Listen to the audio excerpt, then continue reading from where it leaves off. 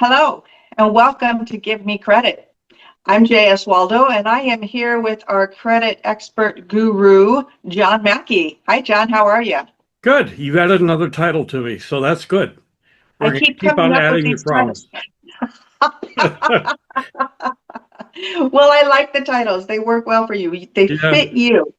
Okay. Well, I'm really excited about today's, and I want to tell everybody that this one is probably going to be longer than our usual, but it's worth it. It's very much worth it. We have a very, very interesting collection conversation to have over a real life situation.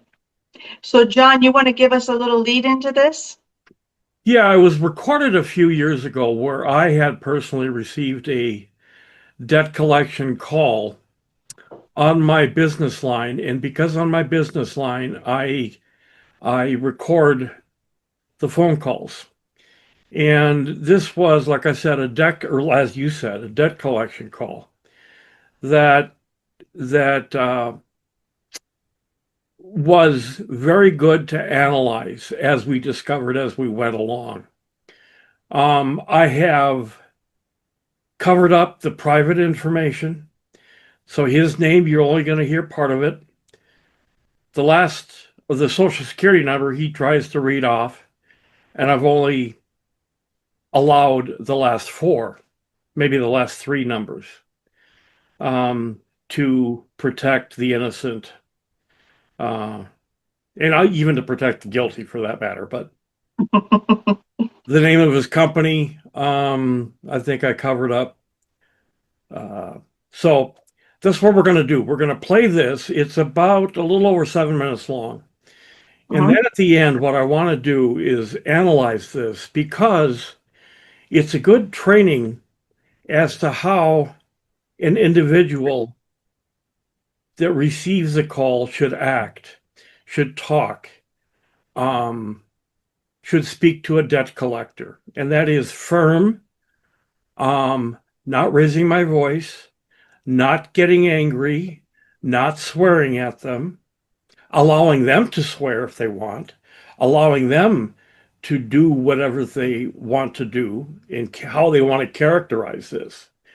Because it points out a lot of the issues. And this guy didn't go mad or bad or he by bad I'm talking about he didn't call me names. He didn't swear at me.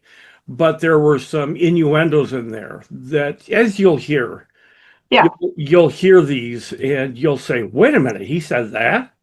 yeah, So, yeah. I think, John, this is you said it one time we were talking about it. This is a master class of how collectors manipulate. yes. And I mean, I don't even want to talk. I want everybody to hear this, and then we're going to break it down. Okay. So let's attempt this Okay. and we're going to start now.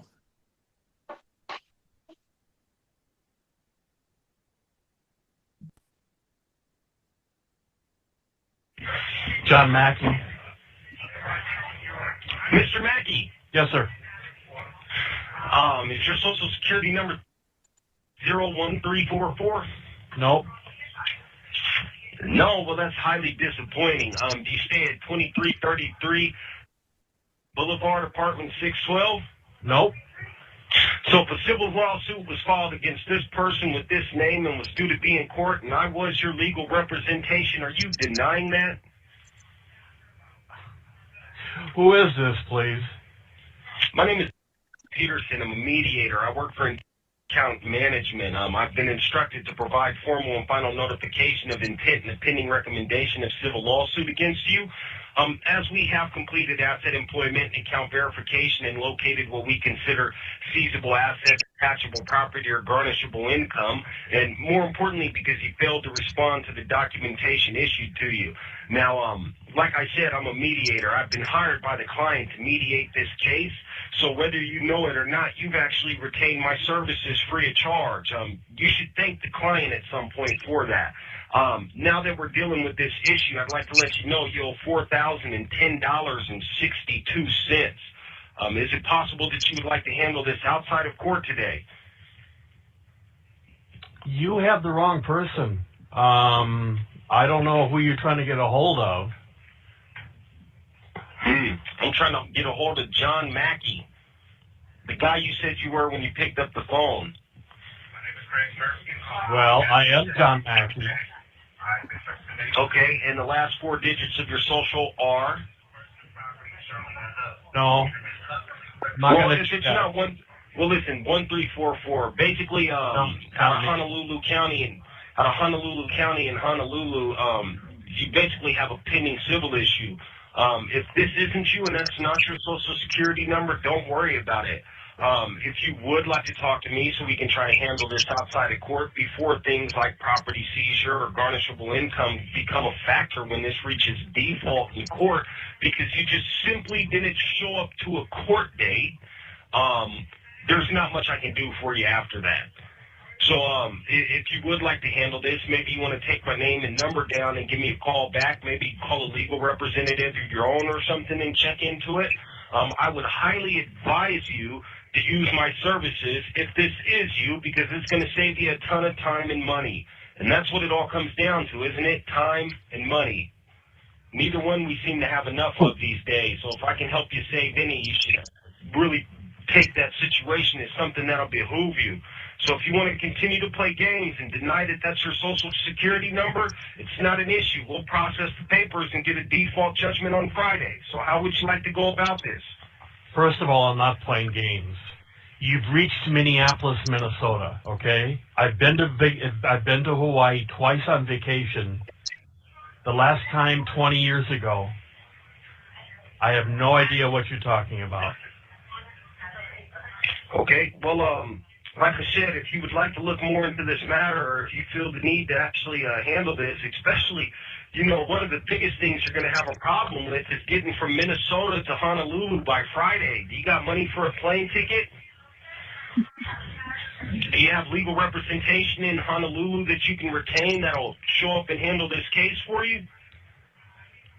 No, it's not me. So if you would like to stick to that, just right here, hold on one second. This call is being recorded. If you do not wish to be recorded, please disconnect at this time. Is your true and correct name John McKay? Is my true and what's the middle name? We don't actually have one on here. Does your last of your social end in 1344? Does not. Not at all, because it's not going to be that hard to look up. What we do is just reference it to this number that we're calling. If it's a cell phone, your social's definitely attached to it. If it's not, then what we can do is reference this number to any addresses connected to it. Reference those addresses to license plate numbers and everything else. Our legal team's very good at that. They can put it together. If you would like a default judgment passed against you, we're more than welcome to do that. We are trying to give you a chance to mediate this outside of court. If not, like I said, my name's Peterson, and I plan on being on Honolulu on Friday.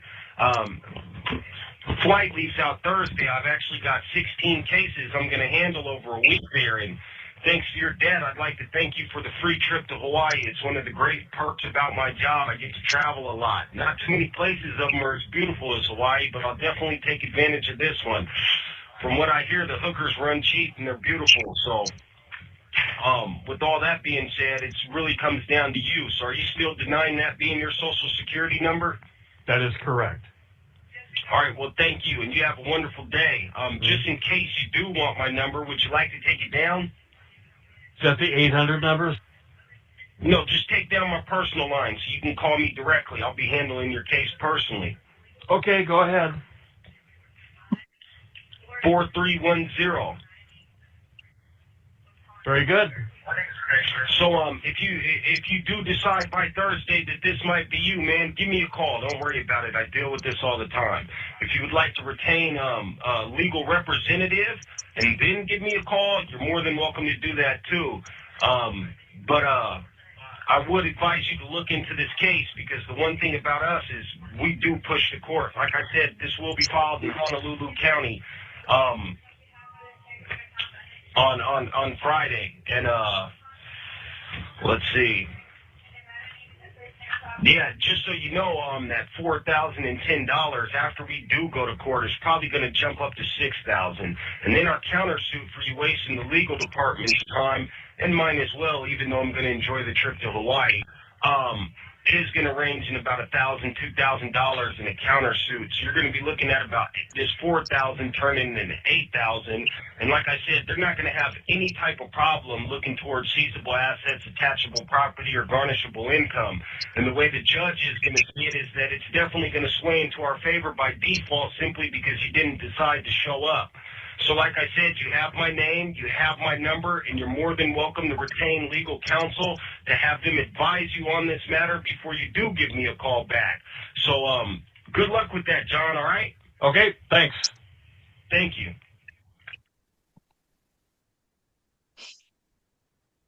That's got to be my favorite call in the world.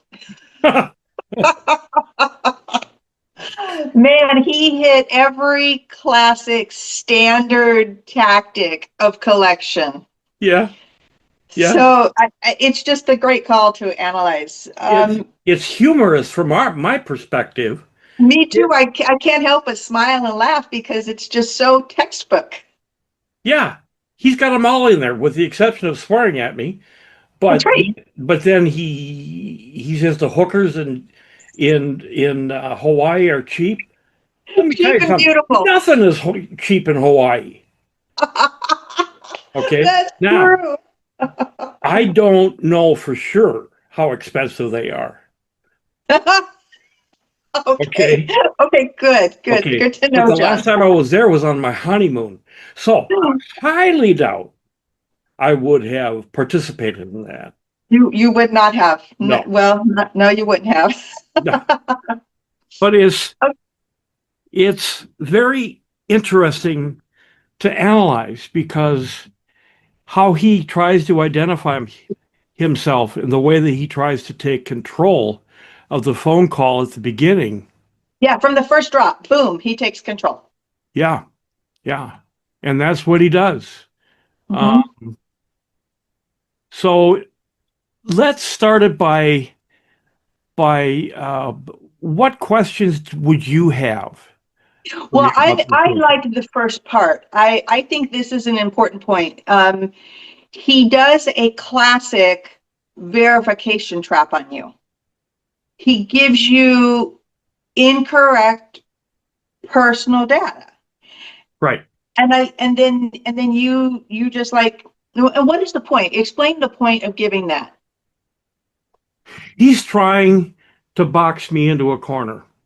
He's trying to verify that this debt and the person they're talking to is the same person.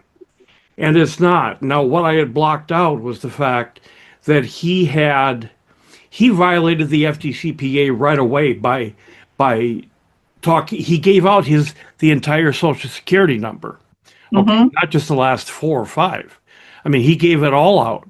So now he's violated the right for privacy because somebody out there probably has that number. But it starts out with a verification trap, trying to find out who they're talking to. Is it me?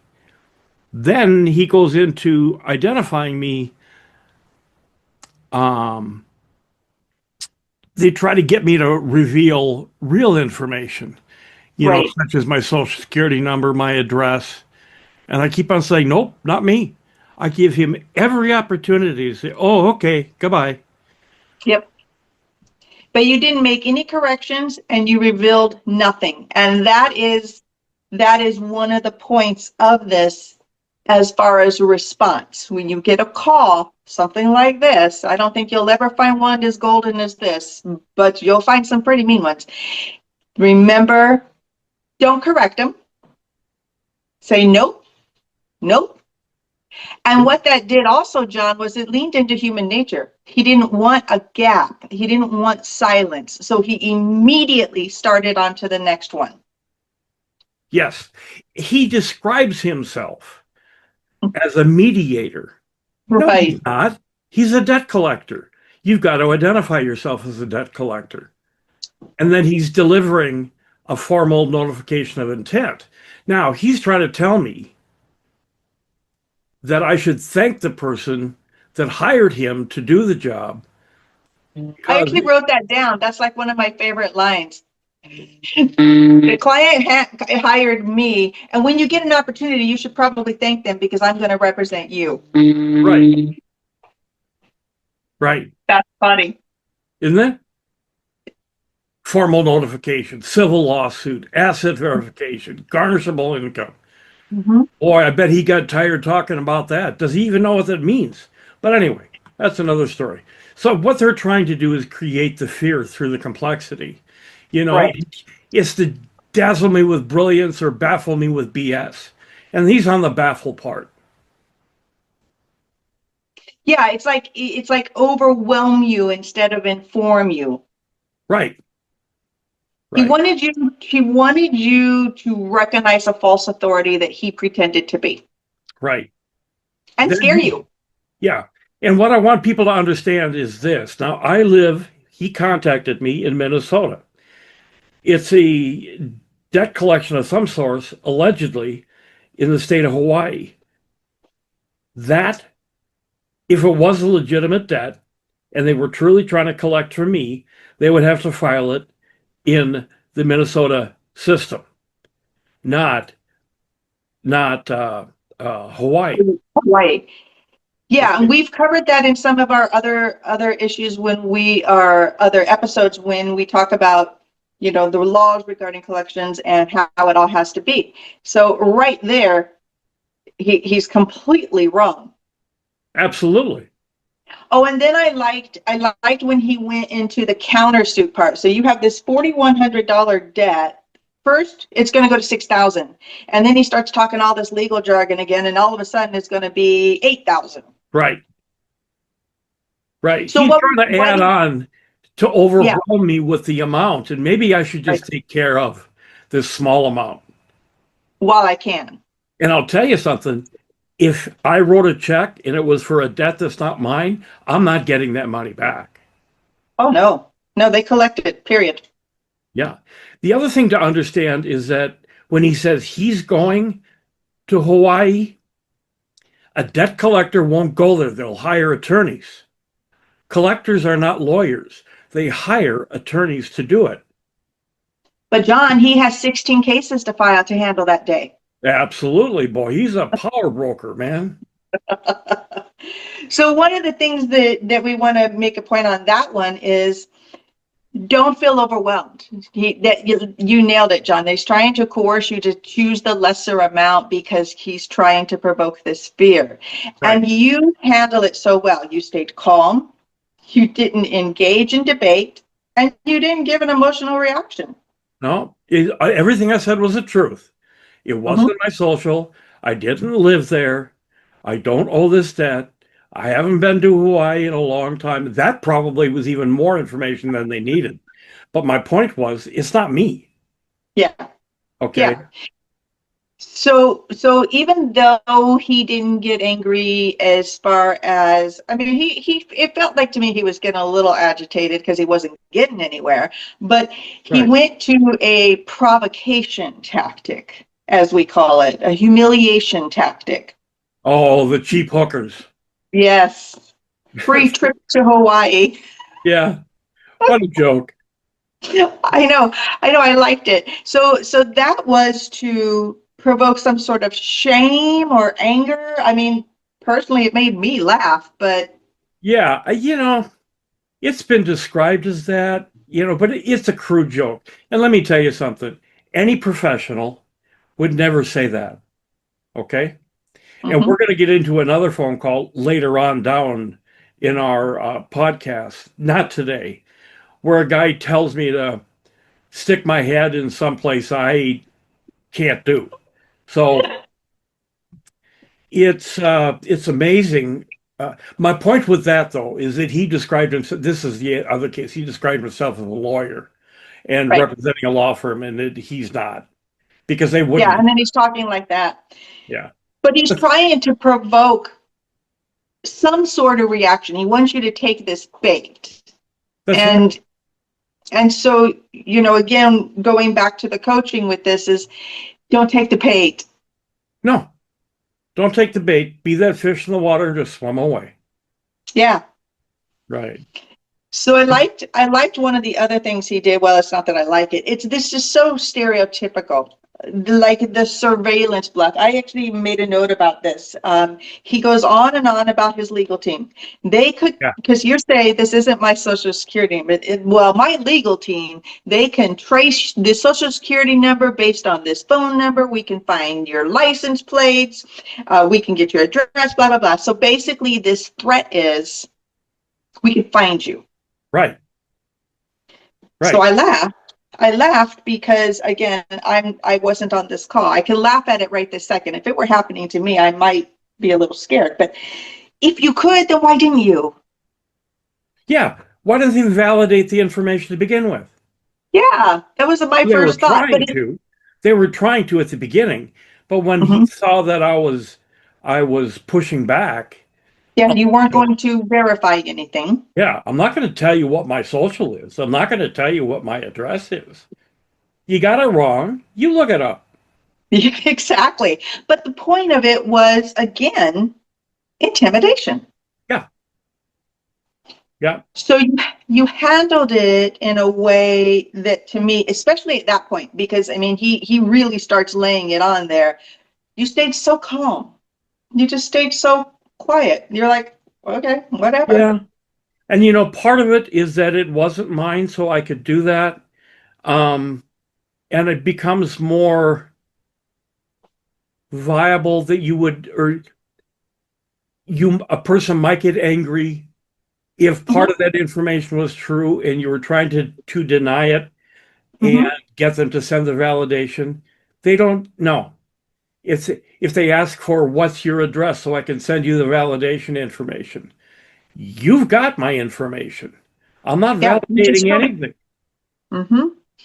So you stayed calm, you stayed unafraid, and you calmly said, well, that's not me, so whatever.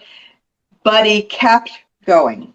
And he took a total different tactic with you. And he went to what we call the calm reversal. Yeah. Let's talk about that. You Well, kept saying, well, you didn't keep saying, you said it a couple times. You have the wrong person. No, it's not me. right. And I haven't been to, that's when I added that I've been to Hawaii in 20 years. And it's been right. longer than that. But the point is, I haven't been there for a long time. And even if you have a debt against me, understand something that is beyond the statute of limitations. Now, I didn't bring that up, but it's just a Right. thought that I have.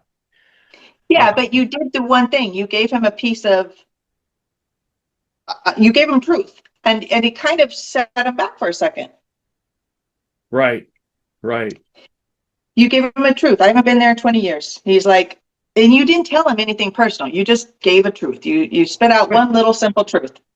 Other than I've been to Hawaii, I know all things are expensive there. And It hasn't changed. I know food So is expensive, but hookers, I have no clue on.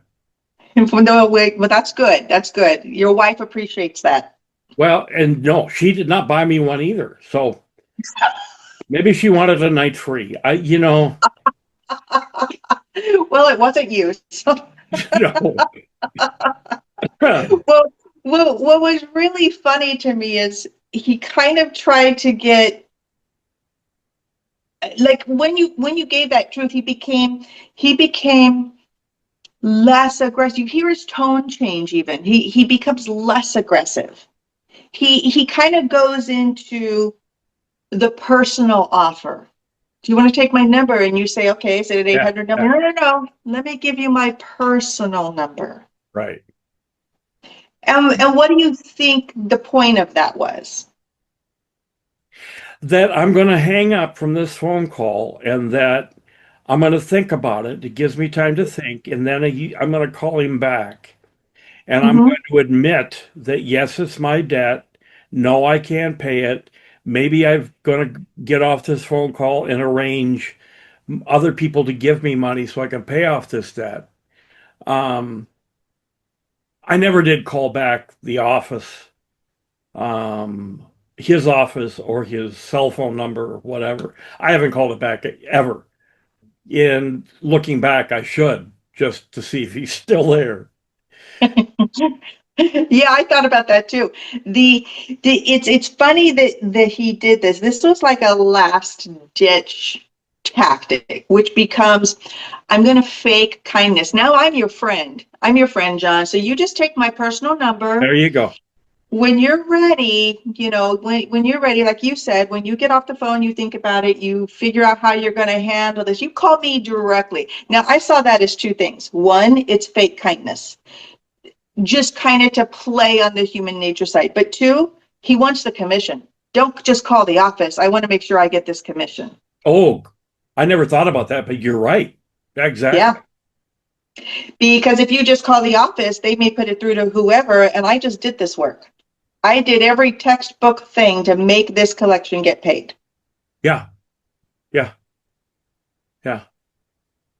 The false authority. We Yeah. talked about the verification traps, the false authority, the emotional control. He's trying to take control of the call, and I won't let him. No, you never did let him. Nope. He tried to take control of the call first, like you said, false authority, going to court. He's an attorney counsel that has been hired, lucky you, for Right. the client, but he's going to represent you. And then it gets into the scare tactics of how much it's going to cost. Oh my gosh, look at this. Now it's doubled. Then he gets into none of this is working. You're not replying with any data. You're not verifying any data. He's getting nowhere with you. You're giving him nothing. You actually gave him a truth that he didn't really know how to respond to that because, one, it showed the statutory limitations would have already been met, even if it was you. Right. And also, you're so calm. So he tries his calm approach with you. I'm going to be your friend. You literally went through every gamut in the playbook for collections. Yeah. And in a sense, he's becoming a salesman. Yes. You ever go to used car sales or, not to degrade those people, but that's one of the sales tactics. Every salesperson, they try to get on your friendship side because now I'm acting in your best interest. Well, they're not. They never will. It's all about the sale. And in this case, try to get rid of or have me buy back that debt. So, And earn his commission. He gets paid by Right. commission. right, Mhm. right. So remember also, one of the things we talk about is he said in the call in the very beginning, because you didn't respond to something written. Obviously, he had the wrong person, but regardless, you didn't respond to written documentation that they sent you. So now here's where we're at. Right. Again, when they say something like that, it's because he wanted you to verify the address. Right. And so you have to think about this. It's hard when you're in the middle of a call like this. And the reason we wanted to share this call is because everything we've been telling you, these are the types of things that happen every single day. So the call revealed the full anatomy of intimidation out of a lot of different spectrums, a lot of different ways. Verification, authority, fear, humiliation, surveillance, all the way to false friendship. And I'm still personally just amazed at how calm you stayed. Well, you have to understand, and I know you do, because when you stay calm, and you stay factual, you stay informed, you flip the power dynamic. Once you realize that you know the rules, you cannot be manipulated anymore because they have rules, and you flip what's called the power dynamic. They don't have the power anymore, and that's the one thing debt collectors always try to have is the power. Right. It was literally the epitome of everything we've been talking about. Right. With knowledge, you have the power. You can stand up. This is literally knowing your rights and not being afraid. And that was the cool part. That was the cool part of this. And that's what we've been trying to impress upon everybody. And that's why we went through so many podcasts talking about rights.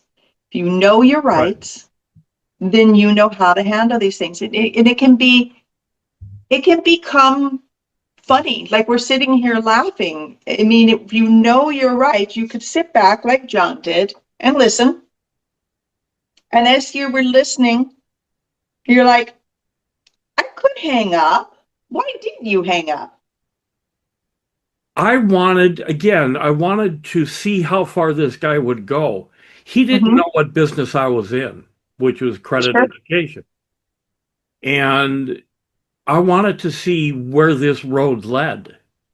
Um, how many egregious things he would do or say. And in fact, at the beginning of the phone call, I laughed at him. I was laughing at the beginning of the call. Like, who are you? Yeah. Yeah, you said that. Who is You know, this? you know, no, no, it's not me. So I just let it ride.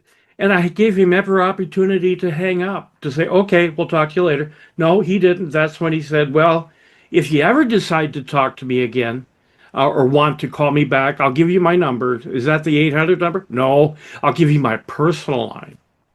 Oh Yeah. boy, write that one down, you know? Um, but You were already teaching and doing credit education at the time you got this, right? yes, How long ago was this, by the way? I don't exactly know. 5, 6 years ago, maybe 7 years. Yeah, Um, and you have used this to teach because it turned out to be such an amazingly great example right, of not just an intimidating call and how it used all the factors, but everything that he did wrong. right, right. That as a consumer, you could have held against him. I mean, Yes, it wasn't you, so nothing ever came of it, but literally. So you flipped the power, you just literally sat there and listened, and then you thought, here we are, 7, 8 years later. What a great masterclass in how to handle a collection call. yeah, yeah. Well, thank you. But how did I do it? Number one, I have the knowledge. Okay. And that's what we're Right, trying to impart with everybody else is that if you have exactly. the knowledge, if you just have the basic knowledge, you can defend yourself. I know a lot of people that would have hung up. That's fine. Mhm, That's a good mhm. thing to do sometimes because then under Regulation F, they can't call you for a week. If they continue to harass you with more calls, document it, send them a cease and desist letter. All these things are put into place so that you don't have to be harassed, even if it is your debt, even if they validate the debt and verify the debt. It still So doesn't mean go ahead. you want to raise yourself up from being that low hanging fruit. Again, we go back to that same analogy. When you go up to a tree as a little kid, I had a friend of mine that had an apple tree in the backyard. Do I go up get a ladder, go up to the top of the tree and get the apple? No. Whatever's hanging at the lowest is what I'm taking. And that's what these debt collectors do Right.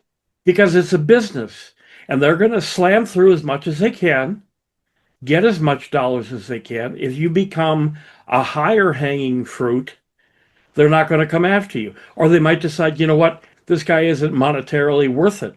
Let's just move on. We'll sell that debt down the road. There's also a time in the conversation where you can hear other people in the Mm-hmm. background Mm-hmm. making those exact same calls. It was a call center. Exactly, exactly. And that, of course, I don't know about you, but I don't know about any attorneys who sit in a call center. I haven't met one personally, but that was one of your clues. If you were happen to start getting into your head and you're on a call like this, pay attention, listen a little bit. And again, make fun, we joke, and these calls can be scary. But if you know your rights, that's the whole point. You can take a deep breath and then either hang up, do what John did, stay calm, say no, no, nope, do not offer anything. Right. Now, if you were in a call like this, John, I do have one question for you that I haven't asked yet.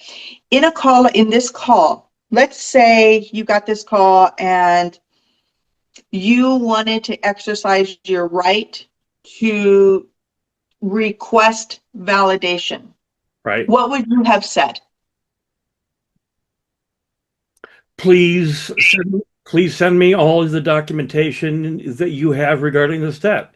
I want the name. I want the address. I want to know just list them all off, Okay. and Now, send to my. if he had said, "Okay, give me your address and I'll send it to you," what would you have said? I said, nope. You've got my address. You contacted me. You've got that on the list. Whatever it is, you've got my address. Okay. Okay. Well, I just want to verify it, John. Go ahead. Why don't you verify it for me? Verify my address. I'm not going to do Yes. it for you. There you go. There you go. That's the only key thing I wanted to bring into play for our audience, because we talk about their rights. We talk about getting validation. This conversation didn't go to that point because, I mean, you just didn't really care. This wasn't your debt. But if you wanted to get or demand validation in this phone call, that's how it would be handled. Right. Send me this, send me this, send me this, send me this. Well, they will try to get your address. Don't give them information. Say, you have it. You called me. Send it to me. That's right. And how he got my business line, I have no idea, because I would not have put that on a loan app. Yeah, right? I mean, So, that's just one thing. And if they do call you on your business line, just tell them, my business does not allow me to take personal calls on business time. yeah, Call so me don't during normal working hours or whatever. send me that validation. Don't call me at all. You can say that. Yes, you can. Yeah. This is great. This is great. I really appreciate you sharing this with us, because this was a personal thing that you recorded years ago, but you saw it for what it was, which was an opportunity to teach even further. Yeah. And, again, I call you the credit genius, the guru of credit. Your mind was still in that moment thinking about how can this be a teaching moment, and here we are using it. I mean, I know you've used it in other educational things in your career, but thank you for sharing it with us. I'd love to. Thank you. Yeah, absolutely. It was a lot of fun to readdress this again, to listen to it again, because I hear me and I can feel the reaction that I had at the time that some of those things were saying. The happy hooker or the cheap hooker, whatever it was. Yeah, I mean, like I said, it's kind of fun right now. We can laugh at it. But people have been, that was a real call. That was true. We're not kidding you. And some of them get downright nasty. And like you said, as we go on, we have other examples Right. where they do get downright nasty. But this was a great example of all the power tools he used. So thank you, John. And I will again want to, as always, invite everybody to share this, like this, ask us any questions. We will answer them. If I didn't ask questions that you had questions, and John will always be happy to jump in and answer those. Subscribe, follow YouTube, wherever you're watching it, Substack, YouTube, whatever. And thank you again, John. Thank you so much. Do you have any final words for our audience? I want to give a plug to the course that I'm in development on, and that is on debt collection, by the way. Yes. And a lot of this stuff is going to be in that debt collection course. This was just a review of one of the many things that we're going to go over in the course. Excellent. Briefly about Regulation F. That's going to be in there. What they can do, what they can't do, the time frames, how they can coach things or word things, the letters that they have to send.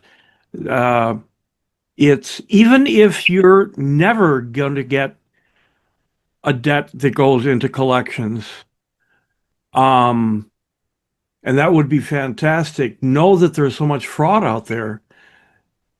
You might have your credit card stolen, and Mhm. it may end up on your report. And if you don't check your report, you're never going to know.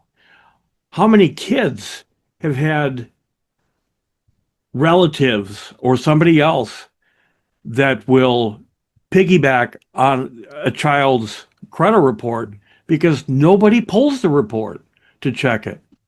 Mhm. So That's factual. So where do you pull your credit report, John? I don't know. Why don't you tell me? Annualcreditreport.com. And as always, we want you to pull your credit report. If you haven't done it yet, after all these weeks of listening to us bang that into your head, please do it today. Right. Protect yourself. Protect yourself. Know what's out there. I personally have received fraudulent calls for collections, Oh, yeah. and it happens all the time. It happens all the time. I know that my husband also received them. And you sit there and you start questioning yourself. Is there something I forgot about? Right. But I am on top of my credit. And I was like, no, there's nothing out there. This is not right.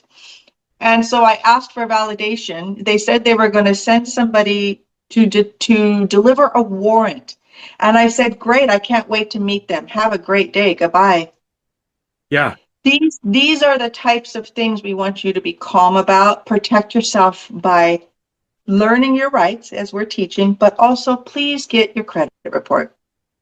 Yeah. So, John, I do like that you plugged your master classes that are coming. They're going to be available on Substack, and I have had the honor to get a little glimpse. They're very useful. There's so much information, and you don't have to write it all down. It's going to be it's there for you. That's one of Right. the beautiful things as well. Yeah. Yeah. So with that, we will close this one out. And thank you, John. Again, thank you for everything. You bet. See you next time. Maybe there'll be snowdrifts in my window there. Yeah, it's coming. That's for sure. Oh, no kidding. Yeah, I saw that. I saw that weather warning. Okay, everybody. Thanks again. We will Thank you, guys. talk to you later. Bye-bye.